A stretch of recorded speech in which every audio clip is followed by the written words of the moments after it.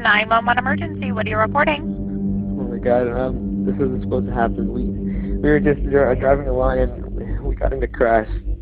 Okay, where are you located? I don't know, somewhere in 26, somewhere like that. I don't know, I'm not sure right now, but... Highway 26, do you know a cross street or an address? Fine, something like that, I'm not sure, but right now my friends are all, they're all covered in blood, there's so much. Okay, are you near a business? I'm not sure, I have no clue where we're at. I just need help, I guess. Okay, how many cars are involved? Just ours and my friends, that's it, just two. Okay, is anybody injured? Yeah, there's some non-responsive. My friend Anna, so all they need help right now. Okay, they're not breathing? No, they're not moving at all. They're not.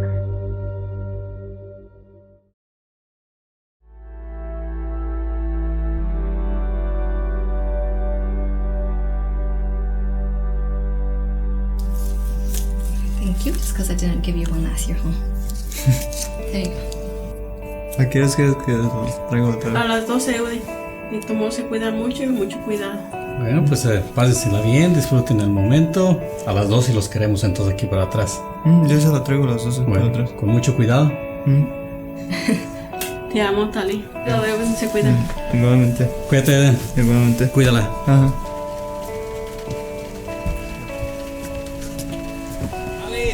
Tali, se te olvidó la cartera. Ay, Tali. ¿Cómo se te olvida, mija? Cuídense, pásenla bien.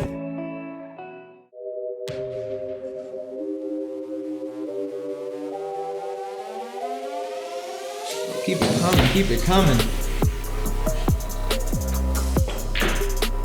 2, 1.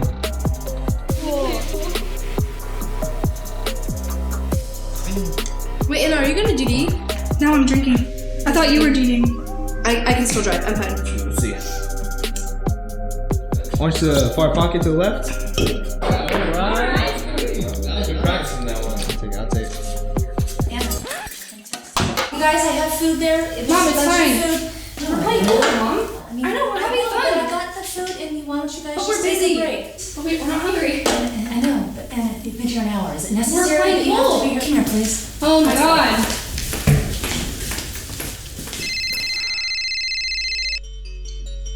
Give me a second, guys. Yo, Edwin, what's going on? Where you at, man? You're missing the party. My mom is so mad. Can we please get out of here? Can we just take another shot and get out of here? Yeah. Actually, I'll just meet you there. Yeah, don't come, no. Hector, who was that on the phone? Oh, that was Edwin and Salali. They're just calling me about like where to meet up. Okay, can we go, please? Let's go right now. go. Yeah. Are you alright? Yeah, I'm fine. You sure?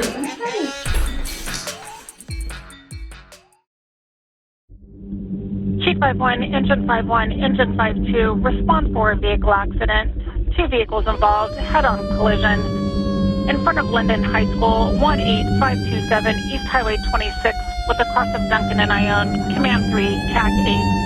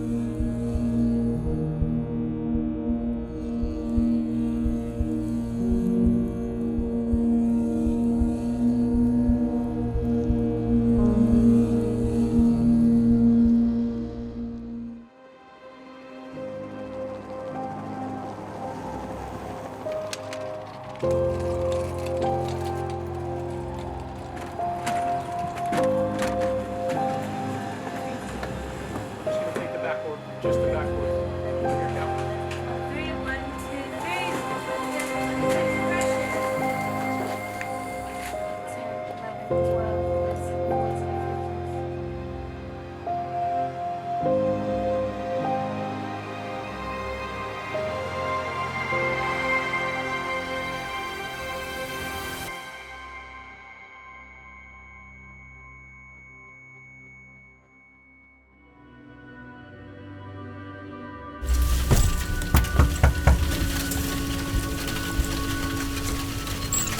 Oh, does Silali live here? Yeah. Never come in? Yeah. You guys are the parents of Silali? Yes. Yeah. And here to inform you guys that there was a traffic collision. And Silali sustained major injuries. No. Citrali? Yes. Really? And she passed away at the scene. Oh my God. No puede ser, Tali. Sorry to inform you that she ¿Estás seguro? passed.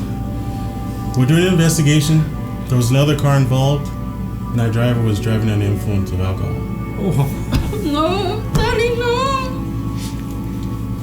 And this here was at the scene. Is this Silali's purse? Yes. Yes.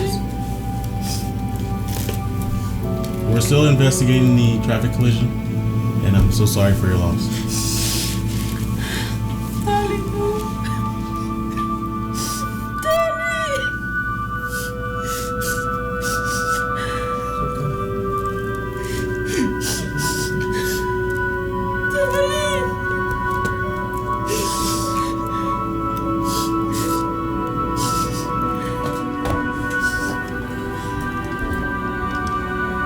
We're here to give you guys some bad news. Yesterday, Katie were traveling home. They were hit and killed by a drunk driver. We do have that driver in custody. It's an ongoing investigation, so I can't give you guys much details. Just know that every 15 minutes, somebody is killed or seriously injured in an alcohol or drug-related incident. Again, sorry for your guys' loss.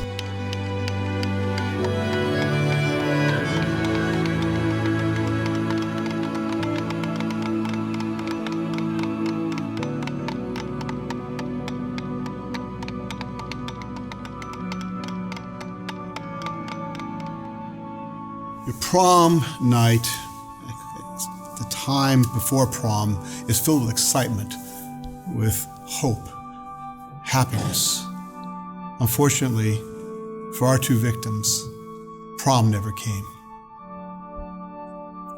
Prom night ended at 26 and Vine, east of Linden, when this defendant willfully drank, purposefully got behind the wheel of a car, and then intentionally drove it in such a fashion as to kill two wonderful Linden students. We had Anna Lukostik and Citlali Izquierdo. This isn't a civil case where you can come up here and argue, oh, well, these victims, they're somehow also responsible, and say it's comparative negligence. That's civil. And sometimes defendants can escape their responsibility by arguing that. No, that's a criminal case. We look at the conduct, the actions of the person who did the killing. And that is exactly what the court has to look at. It doesn't matter that she had plans. It doesn't matter that she hopes to have a future. It doesn't matter. It simply doesn't matter. What matters is what she did. She killed two people. Two human beings. Yeah, there's a human factor in this. The court needs to impose that punishment that is prescribed by law, and that is 15 years to life per victim, run consecutively for 30 years to life as to this defendant. We ask the court do that. My name is Lisa, and I'm Anna's mom. And I feel like I'm Abby's second mom. This picture was taken in kindergarten, and these girls have been through a lot together. A lot of fun times and a lot of crazy times. And Abby, I feel sorry for you. I know that your life is gonna be full of misery and mourning. If you feel half of what I feel, I know it's awful and I'm sorry. But I'm also mad because You knew better. I mean, Anna, it was stupid of Anna to get in the car, but I think it was even worse that you drove off. And your mom and I, we've talked so many times. You knew what to do if you needed help, and you didn't call. We were always there, and I feel like you let me down, you let Anna down. So, she was the life, our life, and I'm just sorry for both of you. That's all I have to say. Again, we ask 30 years to life. Thank you. I can't even imagine having the responsibility of knowing that something I did killed my best friend. None of us really can imagine that. But you can see it, and you can see the pain in Abby and his mom, Mrs. Peters, and Mr. Cosina stands up here in front of you and pounds on the table and says, it doesn't matter. This whole process matters. Everything we're doing here matters. Because they're people, they're humans, they're kids, actually. That you're such a bad person, you killed your best friend, and someone else, the only option is 30 years to life? That's how we are as people, as a society?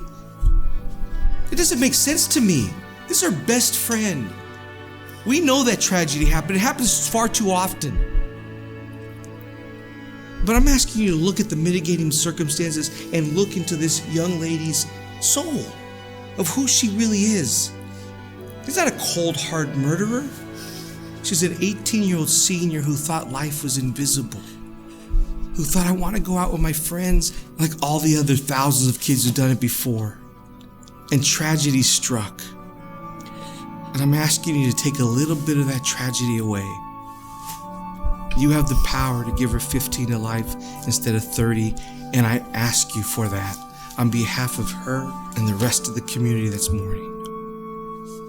Has the jury reached a verdict? We, the jury, find the defendant, Abby Peters, guilty of murder in the second degree. Ms. Peters, I heard Mr. Samaro's argument, and I agree with it in many ways.